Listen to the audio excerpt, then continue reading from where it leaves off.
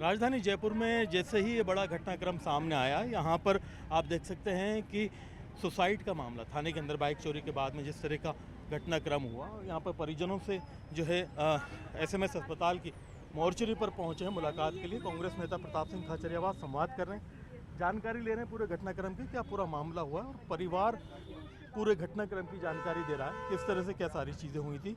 यहाँ जयपुर के अंदर फिलहाल 6 लोगों को लाइन हाजिर कर दिया गया। क्या पूरा घटनाक्रम रहा है जानने की और समझने की कोशिश करते हैं। सर, आप मिले हैं यहाँ, किस तरह से बातचीत है?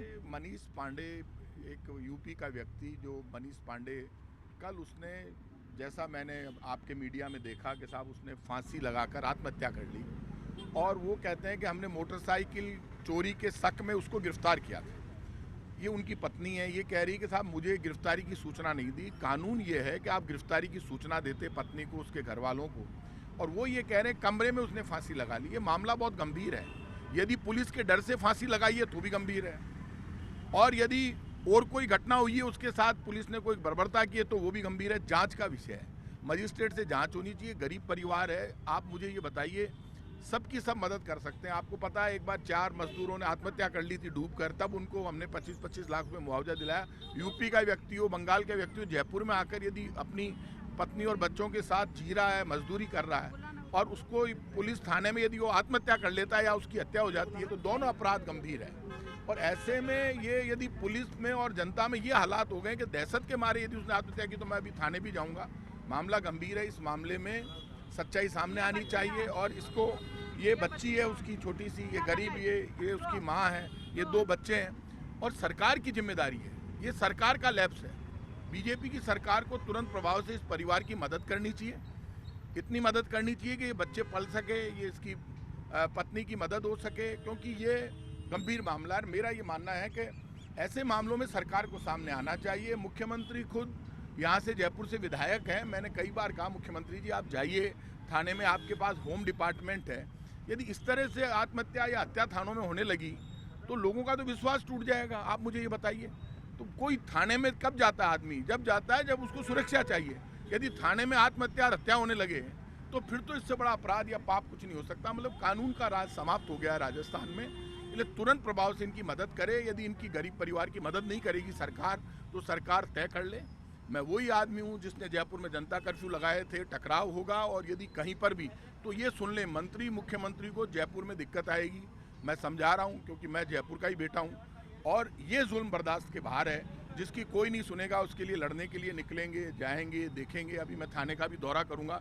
यदि आत्महत्या है ठीक है, आपने पुलिस वालों के खिलाफ कार्रवाई भी की है एसपी ने, और तुरंत कार्रवाई की, मुझे ठीक लगा पुलिस का एक्शन, तुरंत एक्शन लिया।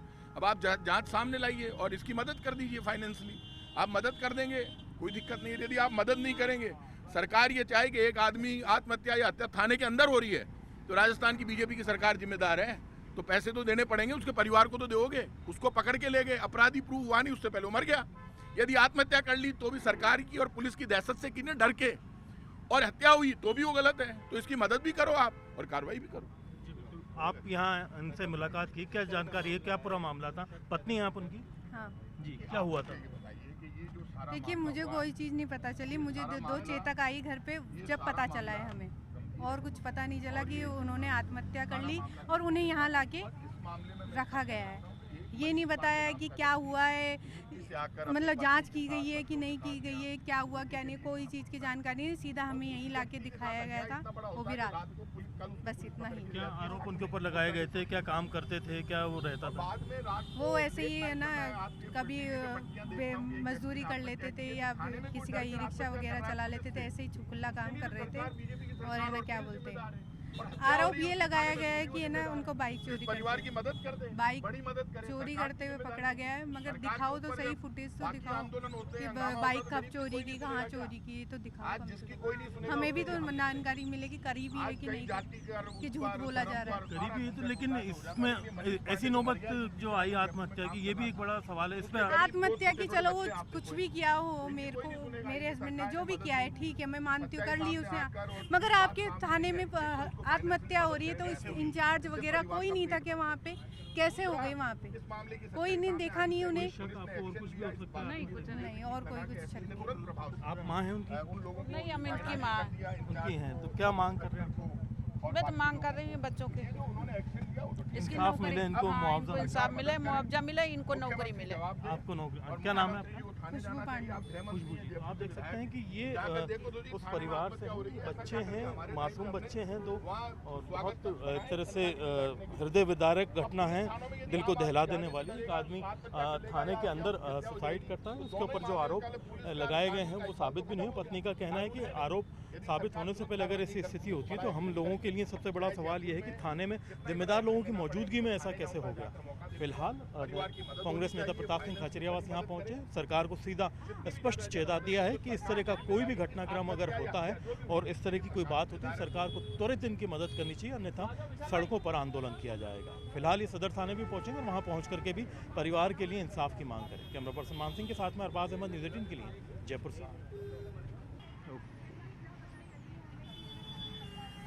चलो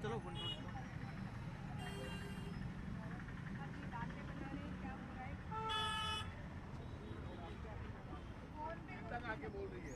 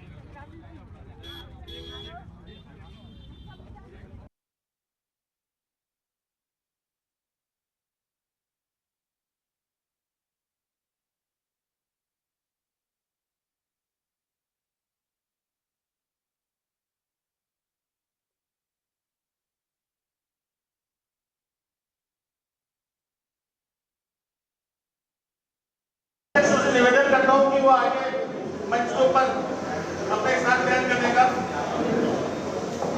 कार्यक्रम के लिए श्री बाबूलाल नागर जी को आमंत्रित करता हूँ कि वो आए। संघर्ष करो, हम तुम्हारे साथ हैं। संघर्ष करो, हम तुम्हारे साथ हैं। जिंदाबाद, कांग्रेस पार्टी जिंदाबाद, अमित सिंह डोटासरा जिंदाबाद, दूधू फागी से आई आवाज।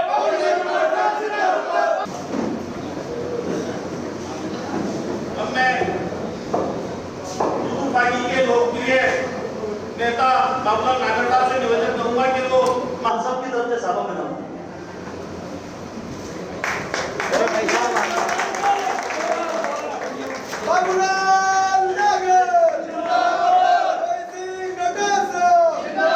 साइड में से करना था।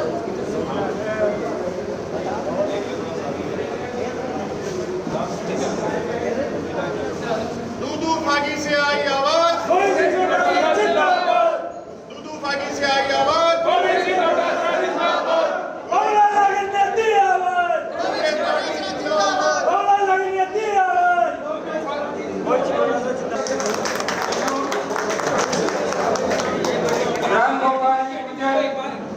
मंडल अध्यक्ष गागड़ू,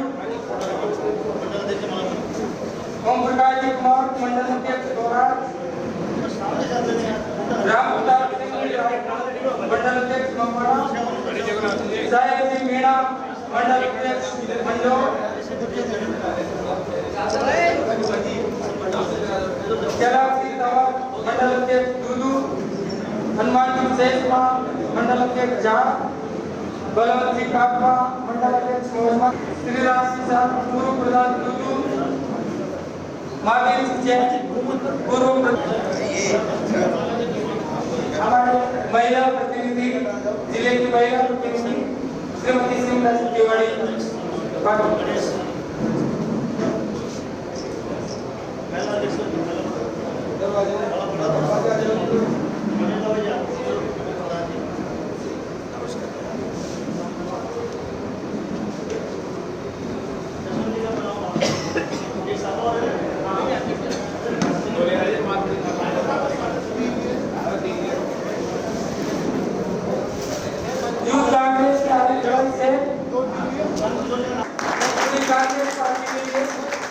आगे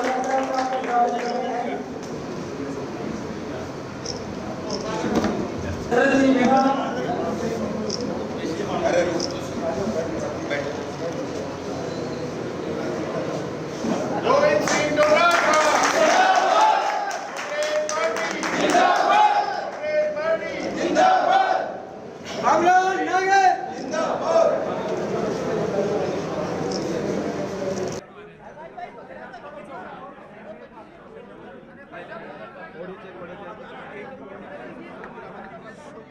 वो दिख रहे हैं क्या? फ्रेम में बोलो उनको।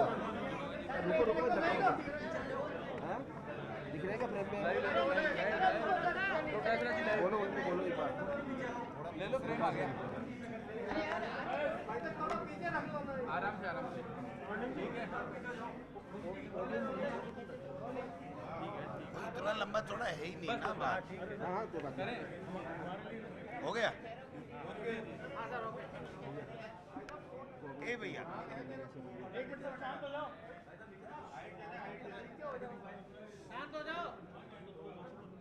बार दबा लो भाई।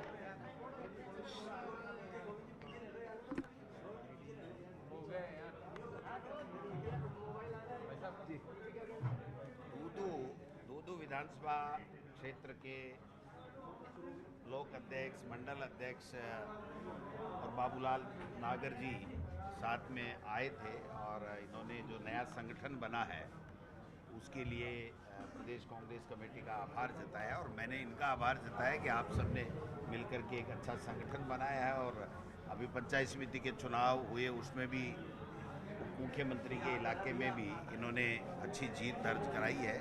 तो कार्यकर्ताओं में उत्साह था और जोश और उत्साह इनका था कि भाई हम लोग यहाँ आएँ और प्रदेश कांग्रेस कमेटी में अध्यक्ष से हम लोग मिले तो मेरे से मिले हैं। मैंने इनको आगाह किया है कि 1.5 साल में जिस प्रकार से जो ये राजस्थान के अंदर सरकार चल रही है, सरकार नाम की कोई चीज़ नहीं है। एक तरीके से राष्ट्रपति शासन जैसे होता है वैसा होता है। जनप्रतिनिधियों का, मुख्यमंत्री जी का कोई रोल सरकार में दिख नहीं रहा है और हर वर्ग त्रस्त है, परेशान है, भ्रष्टाचार का आलम है, कानून व्यवस्था नाम की कोई चीज़ है नहीं। किसान को समय के ऊपर फसल का समय है, उनको खाद बीज मिल नहीं रहा है। और कृषि मंत्री जी पहले कह रहे थे पूरे देश में खाद नकली मिल रही है, बीज नकली बेचे जा रहे हैं। वो भी बहुत ही गंभीर आरोप एक भारत सरकार के ऊपर भी था, डबल इंजन पे भी था, उसके ऊपर कोई संज्ञान लिया नहीं। और कल मैंने कृषि मंत्री जी का बयान सुना है, उन्होंने कहा जो नकली खाद हम लोग पकड़ रहे हैं, जो नकली बीज हम लोग पकड़ रहे हैं, FIR लॉन्च करा रहे हैं, वो सारा का सारा गुजरात से आ रहा है। तो इसका मतलब ये हुआ कि गुजरात का जो मॉडल है वो पूरे देश में लागू, और ये गुजरात का यही मॉडल है कि अफीम तस्करी, अवैध शराब, नकली खाद, ये सारा गुजरात से होते हुए पूरे देश में नेटवर्क इनका फैला हुआ है और कोई कार्रवाई हो नहीं रही है। और यहाँ राजस्थान में तो सरकार नाम की कोई चीज़ है ही नहीं। जब मुख्यमंत्री 1.5 साल से हर डिपार्टमेंट की समीक्षा कर रहे हैं तो फिर इस समीक्षा में ये क्यों नहीं आया कि ये नकली खाद और नकली बीज बेचे जा रहे हैं और किसान को बर्बाद किया जा रहा है? ये बातें क्यों नहीं आई, मेरे समझ से परे है। कृषि मंत्री जी भी लेट जागे और 1.5 साल बाद में अगर ये कहना फसल के समय में कि मेरे यहाँ अफसर सब मिले हुए हैं और मुझे जाकर के, मंत्री को खुद को जाकर के अगर करना पड़ रहा है औचक निरीक्षण, तो ये भी हमारे सरकार के ऊपर एक प्रश्नवाचक चिन्ह लगता है। लेकिन इस सबसे बड़ी बात यह है कि किसान को सही असली खाद, असली बीज उचित रेट के ऊपर पर्याप्त मात्रा में कैसे मिले, ये सुनिश्चित कौन करेगा? इसके ऊपर न मंत्री का बयान आ रहा है, न मुख्यमंत्री का बयान आ रहा है। कहीं योग कर रहे हैं, कभी जो है वो देवदर्शन यात्रा कर रहे हैं, कभी कुछ कर रहे हैं, कभी दिल्ली की हाजिरी लगा रहे हैं, कभी गुजरात में जाकर के प्रशिक्षण ले रहे हैं कि कैसे नफरत फैलाई जाए। पूरा प्रदेश में बेहाल है और कानून व्यवस्था नाम की तो कोई चीज़ है ही नहीं यहाँ पर। तो मैं समझता हूँ कि ये सारी चीज़ें हम लोग देख रहे हैं नगर निकाय और पंचायत राज के चुनाव ये लोग बात करा नहीं पा रहे हैं। जानबूझ के ये कह करके कि 1 स्टेट 1 इलेक्शन का हम मॉडल ला रहे हैं। ये मॉडल क्या गुजरात से आ रहा है? जब 73वां संविधान संशोधन के बाद में 5 साल में अनिवार्य रूप से चुनाव होना अनिवार्य है, तो पंचायती राज और नगर निकाय के चुनाव 5 साल बाद में भी क्यों नहीं हो रहे हैं? ये सवाल हम लोग सरकार से पूछ रहे हैं, लेकिन सरकार की तरफ से कोई जवाब नहीं आता है। अनर्गल बयानबाजी आती है, कभी मेरे ऊपर छींटाकशी आती है, कभी दूसरे कांग्रेस के नेताओं पे आती है। मैं समझता हूँ कि सरकार को अब अपनी जवाबदेही से बचना नहीं चाहिए। कोई भी सवाल अगर विपक्ष या जनता पूछती है तो उसका जवाब कम से कम उनको देना चाहिए। लेकिन मुख्यमंत्री जी का तो पता नहीं, ये तय ही कर रखा है कि पर्ची आएगी तो ही बोलूँगा दिल्ली से, नहीं तो नहीं बोलूँगा। तो फिर जवाब कौन देगा इस पूरे मामले के अंदर? नहीं अभिषेक निर्मल चौधरी देखिए, जो मामला था, मैं समझता हूँ कि जिस प्रकार पुलिस ने इस मामले को जो तरीका अपनाया वो मैं उचित नहीं मानता हूँ। कोई भी मामला हो, कोई भी अपराध हो, पुलिस को कार्रवाई करने का अधिकार है, लेकिन जो तरीका उन्होंने अपनाया वो वास्तव में गलत तरीका था। मैं समझता हूँ कि कोई भी व्यक्ति को आंदोलन करने का अधिकार है, शांतिपूर्वक वो आंदोलन करे, ये उसके मूलभूत अधिकारों में है, उसको राइट मिला हुआ है। लेकिन दुर्भाग्य है इस सरकार में कोई जवाबदेही नाम की कोई चीज़ नहीं है। पता नहीं है सरकार चला कौन रहा है, ये समझ से परे की बात। दिल्ली में क्या महत्वपूर्ण बात पूछ लो।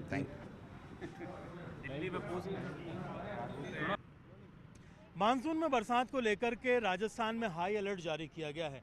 भरतपुर और जयपुर संभाग के कई इलाकों में भारी से अति भारी बारिश हो सकती है। फिलहाल मौसम विभाग ने जो जानकारी दी है उसके मुताबिक उत्तर प्रदेश के ऊपर जो कम दबाव का क्षेत्र बना हुआ है उसकी वजह से राजस्थान में, पूर्वी राजस्थान के क्षेत्रों में भारी बारिश की संभावना हो सकती है। राजधानी जयपुर में बादलों का डेरा है। जयपुर के कई इलाकों में अगर संभाग क्षेत्र की हम बात करें तो यहाँ पर चेतावनी दी है, न सिर्फ आज बल्कि 23 और 24 जून को भी भारी बारिश की संभावना रहने वाली है। प्रदेश के अंदर फिलहाल जो मानसून को लेकर के राजस्थान में मानसून को लेकर के बड़ा अलर्ट सामने आया है। प्रदेश के अंदर पूर्वी राजस्थान में भरतपुर और जयपुर संभाग के अंदर कई इलाकों में भारी से अति भारी बारिश हो सकती है। मौसम विभाग ने जो अलर्ट जारी किया उसके मुताबिक उत्तर प्रदेश के ऊपर जो कम दबाव का क्षेत्र बना है उसका असर राजस्थान के पूर्वी इलाकों में देखने को मिलेगा। जयपुर और भरतपुर संभाग के कई क्षेत्रों में भारी बारिश की चेतावनी दी गई है। पिछले अगर 24 घंटे में अगर देखा जाए तो माउंट आबू क्षेत्र में 190 mm बारिश दर्ज की गई है और प्रदेश के कई हिस्सों में लगातार बारिश अपना जो असर है वो दिखा रही है। प्रदेश के अंदर अगर हम बताएं तो ज़्यादातर इलाकों के अंदर वक्त से पहले मानसून ने अपनी दस्तक देते हुए अच्छी बरसात दर्ज कराई है, लेकिन अभी 23 और 24 जून के अलर्ट के बाद में 27 जून से प्रदेश के अंदर बंगाल की खाड़ी से आने वाले जो तंत्र की वजह से जो एक्टिविटीज़ हैं मानसून से जुड़ी और बरसात की वो बहुत ज़्यादा बढ़ जाने वाली हैं। तो आप देख सकते हैं अभी राजस्थान के अंदर जो हालात बने हुए हैं, इन हालात के अंदर लगातार हर क्षेत्र में अच्छी बारिश दर्ज की जा रही है, जिसके अंदर जो पूर्वी राजस्थान है यहाँ पर एक तरफ उत्तर प्रदेश के ऊपर जो कम दबाव का क्षेत्र बना है उससे बरसात हो रही है, दूसरी तरफ 27 जून से अगर देखा जाए तो पश्चिमी बंगाल की तरफ से जो मानसून की एंट्री होने वाली है उसका असर भी प्रदेश के अंदर देखने को मिलेगा। ऐसे में आने वाले एक सप्ताह तक लगातार प्रदेश में कई हिस्सों के अंदर और राजधानी में ख़ास तौर पर हाई अलर्ट पर सभी एजेंसीज़ को रहने की ज़रूरत है ताकि बरसात होने पर त्वरित जो है समस्याओं का समाधान किया जा सके। कैमरा पर्सन मान सिंह के साथ में अरबाज अहमद, न्यूज़ 18 के लिए जयपुर से।